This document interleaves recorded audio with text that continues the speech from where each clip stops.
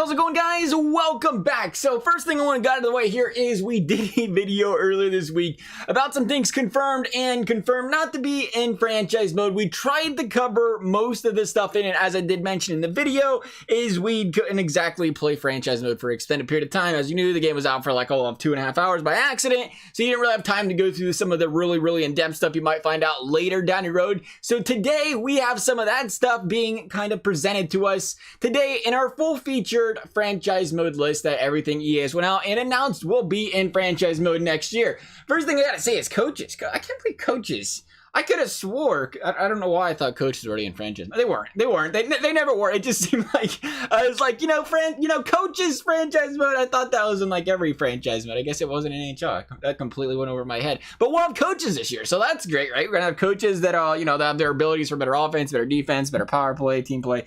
Stuff like that. They all have their best traits and abilities. We will see that with our coaches, kind of like we do with the scouts right now. You have with coaches, though, obviously in a coaching manner when it comes to their grades and stuff. Along with coaches is interviews. We're gonna have coach interviews and draft pick interviews. Again, draft pick interviews, obviously it wasn't something we could kind of figure out because we didn't sim through an entire season and do an entire draft or anything like that. But they're gonna be small interviews to learn more about the players. I don't know how in depth that'll go. Like I said, it's just coaches and draft picks. So it'll probably be a lot of, if I had to guess, more of generated question and answers and everything else. Obviously won't learn too much, but you'll learn a little bit, maybe get a better hint of some of your better draft picks and so on and so forth. Might be better steals, might not be.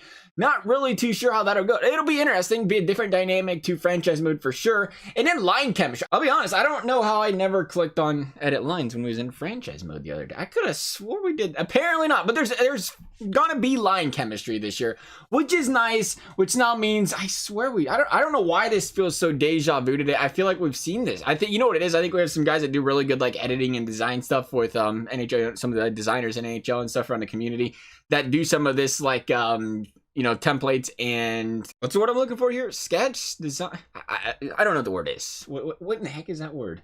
Anyway, going on, I've seen a lot of people design stuff like this with the way the line chemistry works out. Now we're going to see that this year where line chemistry does matter. We're going to see it matter more along the lines of, you got your guys that cycle the puck, you got your boys that shoot the puck, the guys that carry it. Like we said, a lot of guys that cycle shoot. You're going to want to find the right combination of those guys that play together this year, and it's going to affect the chemistry of your line. So that's very cool to see this year. A little bit more depth being added to scouting reports this year. There's going to be 2 new scouting reports for the pro and amateur scouting reports being thrown into the game. We already mentioned a trade finder, and as you can tell by the example EA used, they know the drill. You can't put a good player in there. They put Louis Eriksson because right now the trade finder currently does not work for good players. I don't know if that was intended or not. Like I said, I was looking to see if there was something on that in this discussion or in this article about EA, if there was something around the lines of why you can't use a trade finder for players with actual good trade value, but apparently that's not going to be a thing. Not really sure. There might be something that gets updated down the road, as we said before, but that was the major focal point stuff that has been added to franchise mode this year. But they've also did some stuff with trade value mod. Apparently the more points per game you get, the more goals per game, so stuff like that. Your trade value is going to go up for the year, and same for the salaries at the end of the year. The better you play, the more the players are going to want to an extent. We'll see how that works. 100 plus points is going to ask for 10 million, and guys under a point per game is going to ask for less than 8 million. Just reading out some of the other stuff on here, goalies are now worth less than skaters in regards to trade value, and we've improved goalie signing and trading logic and free agency. Players with 1 year left on their deals will have less value as the season go on. That was supposed to be a thing last year where players on 1 year deals were supposed to have less trade value than the year before. I don't know what happened there. I don't know. I don't know. We'll see. Players with bad value can be traded with addition of sweeteners to a trade. Increase the bad contract mod on players with bad contracts requires a lot to be asked. Oh, fantastic for them to accept the trade. It used to only take like 5 first-round draft picks to trade away a player that they didn't want the salary of, so it'll probably only take like 6 or 7 now. The thing is with this stuff, it is all in here. You got to take it with a grain of salt, of course, until we experience it. The mods with the trade value stuff, the mod here and the mod there, you really won't know exactly what this stuff does. We can read what it does, but you really won't know the effects until you get to jump in there and be the GM of your team and see exactly what does happen down the road. Oh, they added the exception of contracts to the game, so players in the QMJW and OHL don't count towards a 50-man contract limit. Oh, okay, fancy. Added a trailer pop-up to the stop the sim screen if there's a league trade that is made that is a big trade. Added a sim engine scoring setting, increasing scoring or decreasing using based on settings high, medium, low. I know that's something people did want to see, I think, as well as they usually use the sliders, I think, but this will adjust. You can have high scoring league, low scoring league, medium scoring league.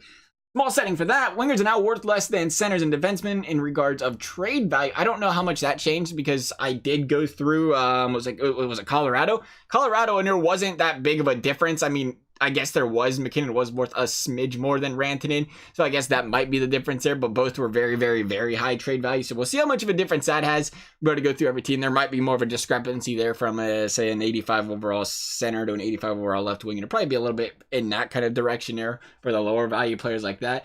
Tune down the number of elite and franchise potential goalies in the draft. Tune the distribution of medium grade prospects so they are a little more hit or miss. Added scout recommendations to the view draft class screen. Tune the trade blocks of computer team wants and gives. Again, I don't believe anything in the trade block. I hate to be the Debbie Downer, but I have been, pressing for the trade mechanism to be fixed for years. And we have seen, it was supposed to be fixed a little bit last year, and we've still seen a lot of problems with it where, like I said, the trade value stuff, it just doesn't work a lot of the time. So again, I'll believe it when I see it. I hope it works better this year. But again, the trade block was something that never worked. You could put every player on your team on a trade block, and or if it was, what did you do? You put good players in a trade block or something. I think that might be it. It might just be broken for good players. You're not allowed trading good players in NHL games. That could be the mechanic that's in the game, to be completely honest, because when you put those guys on a trade block, those are the guys that you typically can't trade. Like, they won't get trade offers. So that's the thing with the trade block. Be curious to see how that works again this year. Added original placements to the draft lottery pop-up.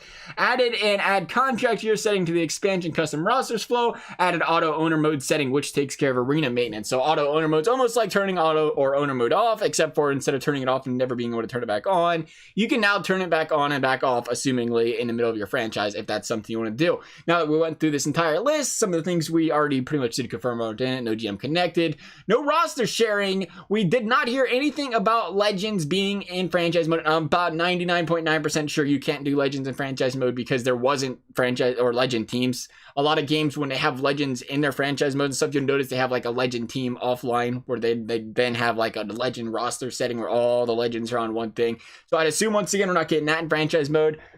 Trying to think if there's anything else you guys asked about that'd be in it that we could go over that was not or is not in it. I can't really think of anything else. Like I said in a previous video, there isn't a lot that really jumps out that is, dynamic changes. As they did mention, the three things at the top of the list were the big feature changes this year: the trade finder, the scouting report thing, the scheme fit, and line chemistry were kind of the big things this year. The coaching, I guess you can call that's the biggest thing they added this year, which I don't know. Personally, I think coaches probably should have been in the game in 9 years ago. Apparently they weren't. News to me, which is weird because I play franchise mode all the time, but maybe that's a good sign for Be a Pro this year, though, the contract stuff where you had to make, if you're over $1 million a year, you got to make, or if you make over 100 points in a season, you got to make over $10 million a year. And if you're under a point per game, you're under 8 million. And then again, that might allow you to negotiate there, or then again, it could just be you get your set amount again where you don't get a negotiated contract. They just say, well, you had over 100 points, here's your 10 million a year. Regardless, might be a different dynamic as well added in there for Be a Pro. We will see. That concludes franchise mode, though. We will still be playing franchise mode next year. Of course we will. We're going to give it a try as always. And then we're going to remind everybody, give us connected franchise. Because why not? It just seems like a good time, right? I don't know. Otherwise, though, guys, I hope you enjoyed the video. As always, thank you guys for watching. We'll see you next time.